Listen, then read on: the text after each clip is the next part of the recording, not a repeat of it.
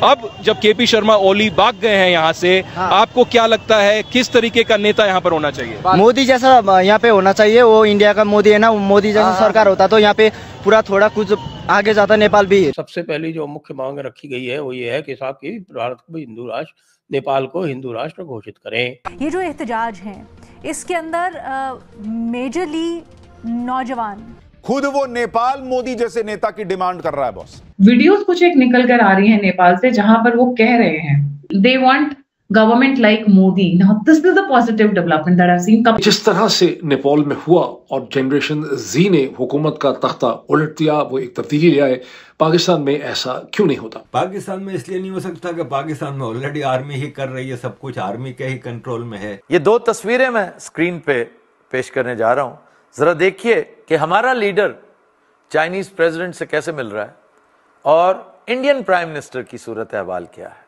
ये हमारे वाला मांगत। मिस्टर मोदी ने स्टेटमेंट जारी की है नेपालीज लैंग्वेज में, नेपाली लैंग्वेज में, और उन्होंने कहा है कि वो आज हमने देखा है कि हमारी जो कैबिनेट कमेटी है सिक्योरिटी अफेयर्स में, वहां पे नेपाल के ऊपर बड़ी लंबी डिस्कशन हुई। हिंदुस्तानियों का, भारतीयों का नेपाल पे अधिकार है, उतना ही नेपालियों का हम पर अधिकार है। क्या वजह है कि यहाँ पे लोग क्यों नहीं निकलते? यहाँ पे भी बड़ी मुश्किलात है, गुर्बत है, हर चीज है, एक मुसल्लत शुदा हुकूमत है, सब कुछ है।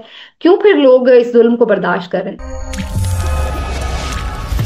नमस्कार दोस्तों, नेपाल में लोगों के बीच भारतीय पीएम नरेंद्र मोदी जैसे चेहरे की मांग उठ रही है। कई नागरिकों ने भारत के प्रधानमंत्री नरेंद्र मोदी जैसे नेतृत्व की तुलना करते हुए नेपाल में भी समान दृष्टिकोण वाले नेता की जरूरत पर जोर दिया है। नेपाल के युवा बोल रहे हैं कि हमें पीएम मोदी जैसे प्रधानमंत्री की जरूरत है, जो देश के लिए सोचता हो और उसे प्रगति की ओर ले जाए। हम पीएम मोदी का समर्थन करते हैं और नेपाल में भी ऐसे ही नेता चाहते हैं। दोस्तों, ये बयान नेपाल में चल रहे जन आंदोलन और पूर्व प्रधानमंत्री केपी शर्मा ओली के इस्तीफे के बाद आए राजनीतिक संकट के बीच सामने आए हैं। नेपाल की जनता भी मोदी की लीडरशिप की कायल हो चुकी है। दूसरी तरफ नेपाल में जारी राजनीतिक उथल पुथल के बीच पूर्व मुख्य न्यायाधीश सुशीला कार्की को देश की अंतरिम प्रमुख के रूप में चुना गया है। नेपाल की पहली महिला मुख्य न्यायाधीश रह चुकी 73 वर्षीय सुशीला कार्की ने भारत के प्रति गर्मजोशी व्यक्त की है और दोनों देशों के बीच मधुर संबंधों की उम्मीद जताई है। उनके बड़े पढ़े लिखे नेपाल के लोग हैं और मसला ये है कि वो क्या बादशाहत को कबूल करेंगे इस वक्त?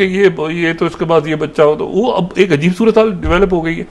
या ये हो सकता है कि वो बादशाह वापस आ जाए और वो आके जो 2007 में जिन्होंने रिजाइन कर दिया था वो वापस आ जाएंगे अंदर और वो आके सूरत हाल को संभालें, क्योंकि अदालतों को भी आग लगा दी है। वो लोग तो सड़कों पे हैं। वो मैंने कहा पूरा मुल्क का पूरा जो पॉलिटिकल सेटअप ही उनका, पार्लियामेंट को भी आग लगा दी, ऑपोजिशन को भी फेंटी लगाई, सबके पीछे उन्होंने कहा सब एक हो।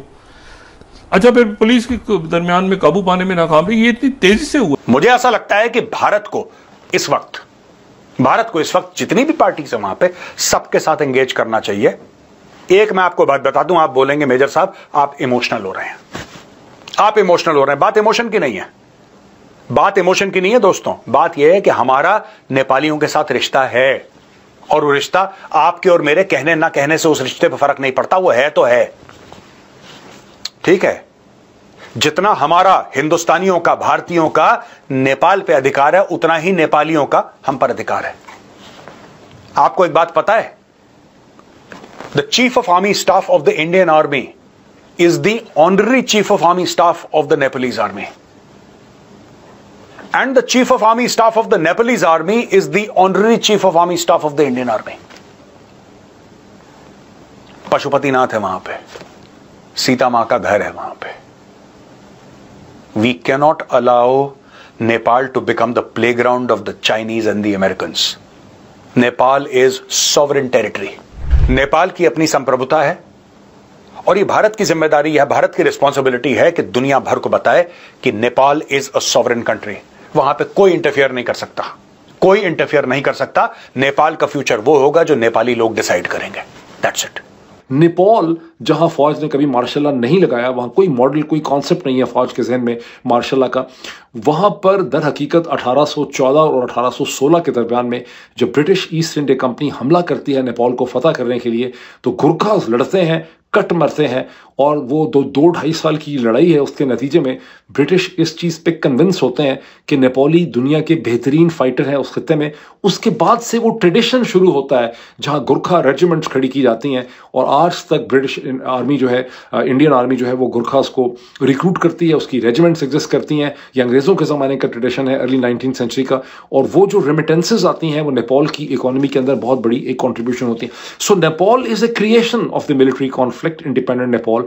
Pakistan is not a creation of any military conflict. Pakistan is a purely political जो है पॉलिटिकल प्रोसेस से पाकिस्तान बना है। लेकिन लोगों के जहन में क्या बात बिठा दी गई है कि पाकिस्तान फौज है, फौज पाकिस्तान है, अगर फौज को कुछ होगा तो पाकिस्तान तबाह हो जाएगा, पाकिस्तान का क्या होगा, सीरिया बन जाएगा, लेबनान बन जाएगा। ये सब की सब बोगस हैं। मैं खुद भी किसी ज़माने में इस बकवास में बिलीव भी करता रहा हूँ, इसे प्रोपिगेट भी करता रहा हूँ। इसमें एक टके की जान नहीं है, लेकिन ये वो मेंटल कंस्ट्रक्ट है जिसके अंदर पाकिस्तानी फंसे हुए हैं। ना बुज़दिल हैं, ना बेगैरत हैं, ना बेशरम हैं। पाकिस्तानी कन्फ्यूज्ड हैं, सेंस ऑफ डायरेक्शन नहीं है, इंटेलेक्चुअली पुअर हैं, चीज़ें उनको समझ नहीं आती, तारीख के अमल को उनसे छुपाया गया है, उनको ब्रेन वॉश किया गया है। पाकिस्तान के मुतालिया पाकिस्तान के ज़रिए, PTV के ज़रिए, रेडियो पाकिस्तान के ज़रिए, जंग अखबार के ज़रिए, तमाम अखबारात के ज़रिए, उर्दू डाइजेस्ट के ज़रिए, सियारा डाइजेस्ट के ज़रिए, कौमी डाइजेस्ट के ज़रिए, ये सारी, और वो जो जर्नलिस्ट आप देखते हैं TV में सारे के सारे। रियलिटी नंबर 2 क्या है? रियलिटी नंबर 2 बड़ी इंटरेस्टिंग है और 99% पाकिस्तानियों को इसका बिल्कुल नहीं पता। वो रियलिटी नंबर 2 ये है कि जो हिंदुस्तान की इंडियन नेशनल कांग्रेस थी, इंडियन नेशनल कांग्रेस भी चाहती थी कि पाकिस्तान बन जाए। इंडियन नेशनल कांग्रेस ने मुखालफत, पाकिस्तान में तो ये बताया गया है कि हमने तो जनाब कांग्रेस और ब्रिटिश से लड़ के पाकिस्तान बनाया। हकीकत यह है कि कांग्रेस तो चाहती थी कि पाकिस्तान बन जाए। और इसको बड़ा इंडिया का अगर आप डिस्कोर्स पढ़ेंगे किताबों का, चूंकि वहाँ बहुत रिच है ट्रेडिशन लिखने का, तो आपको ये बहुत किताबें मिल जाएंगी इसमें। इनफैक्ट अजय बसेरिया जो हिंदुस्तान के लास्ट फॉर्मल हाई कमिश्नर थे, उन्होंने अपनी जो किताब लिखी हुई है उसके अंदर उन्होंने कई किताबों का रेफरेंस इसमें दिया है जिनको आप पढ़ सकते हैं कि इंडियन नेशनल कांग्रेस को ये लगता था कि अगर मुस्लिम लीग को और मुसलमानों की पॉलिटिक्स को हमने अलग ना किया, इनको कुछ दे दिला के अलग कर दो, वरना हिंदुस्तान के अंदर वो उस किस्म की हुकूमत कर ही नहीं सकते थे जो कांग्रेस को बगैर चैलेंज के 18 बरस, नेहरू को 17-18 बरस हुकूमत करने का मौका मिला। तो कांग्रेस तो ने कागज पे लिख के साइन करके पाकिस्तान की क्रिएशन को अफर्म किया है। जब आप कागज पे लिख के पॉलिटिकल प्रोसेस के जरिए मानते हैं कि ये रियासत बननी चाहिए, तो उनका कभी भी कोई प्लान, कोई लंबा चौड़ा ऐसा कभी भी नहीं बन सका। इसकी कोई एम्पिरिकल एविडेंस नहीं है कि कांग्रेस ने, ये इंडियन नेशनल इंडिया की जो पॉलिटिकल पार्टीज हैं, उन्होंने कोई प्लान बनाया पाकिस्तान को ख़त्म करने का, अखंड भारत का। ये सारा का सारा बकवास, बोगस बकवास जो है, जो 77 बरस से पाकिस्तान के ज़हनों में ठोसी चली जा रही है, ये वो फ़र्क है जो पाकिस्तान और नेपाल के अंदर जो है वो एग्जिस्ट करता है। अब ज़ाहिर है बहुत से लोग आप में से उनका हाथ जा रहा होगा पिस्टल के लिए। एक को तो मैं पहचानता हूँ, उन्होंने अपना सूडो नेम रखा हुआ है मुल बतूरा साहब। इस मुल बतूरा साहब रिप्रेजेंट करते हैं इस मेंटल स्टेसिस को जो पाकिस्तान की ट्रेजेडी है, क्योंकि वो समझ नहीं पा रहे हिस्ट्री के प्रोसेस को। और अभी आई एम श्योर कि वो लिखेंगे अपने कॉमेंट इसके ऊपर। और जब मैं इस तरह की बातें करता हूँ तो इन लोगों को लगता है कि मुझे हिंदुस्तान ने पैसे दे दिए हैं, मैं रॉ का एजेंट बन गया हूँ, किसी और का बन गया हूँ एजेंट। बिकॉज पाकिस्तान में सारी की सारी ब्रेन थिंकिंग को, इस सोच को रोकने के 2 तरीके हैं। या ऐलान कर दें कि इस्लाम के खिलाफ है, या कहें कि या हिंदुस्तान का एजेंट है, रॉ के साथ मिला हुआ।